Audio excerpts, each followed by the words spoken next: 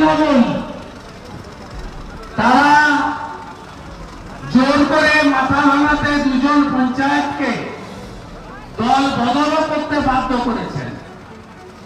আমি তো চ্যালেঞ্জ দিয়ে বলি, পুলিশ বাবা পার করেগা। পুলিশ যদি এদের কাছে না থাকে না, এদের চামড়া তুলে ঢুকঢুকি বাজাতে 1 মিনিট সময় লাগবে না।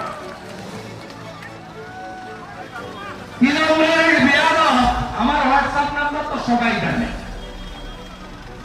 আমাকে সকালবেলা মেসেজ করেছে বেশি করে সিকিউরিটিকে নিয়ে আসবেন। আমি ওকে বলছি তোমার বাবার নাম যদি ঠিক থাকে তুমি এসো, তো আমি আছি। এইসব দাদাগিরি মস্তানি চলবে না। বিধানসভার বক্তব্য শুনেছেন তো আমার?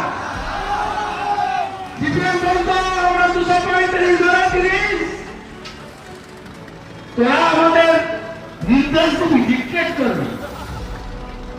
এখন বিধানসভায় সিপিএম শূন্য, তোমার দেখা নাই। আপনি ভাবছেন পুলিশ আছে?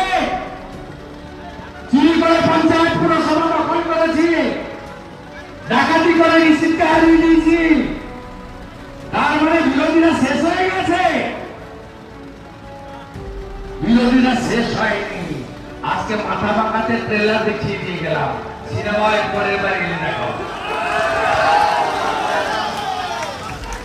এসেছি কেন জানেন? সুকুমার রায়কে ডাকতে বলেছি কেন জানেন আপনাদের? বিধানসভায় রাজ্যের মুখ্যমন্ত্রী মমতা বন্দ্যোপাধ্যায়কে একের পর এক প্রসঙ্গ তুলে আক্রমণ করেছিলেন শুভেন্দু অধিকারী। কোচবিহারের মাথা ভাঙাতে গিয়ে এবার এক সভা থেকে সেই প্রসঙ্গ তুলে এবার বিজেপি সমর্থকদেরকে একের পর এক বার্তা দিলেন রাজ্যের বিরোধী দলনেতা শুভেন্দু অধিকারী। তিনি বলেন তাকে রীতিমতন শাসানি দেওয়া হয়েছে।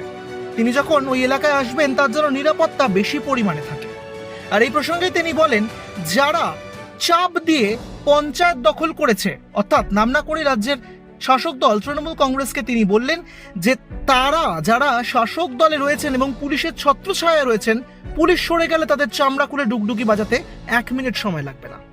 আর এখানে শেষ নয়, পঞ্চায়েতদেরকে রীতিমতন চাপ সৃষ্টি করে দলবদলও করানো হয়েছে বলে অভিযোগ করেন তিনি।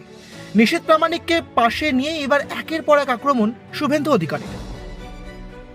ব্যুরো রিপোর্ট, এক ঝলকে মিডিয়া, কোচবিহার।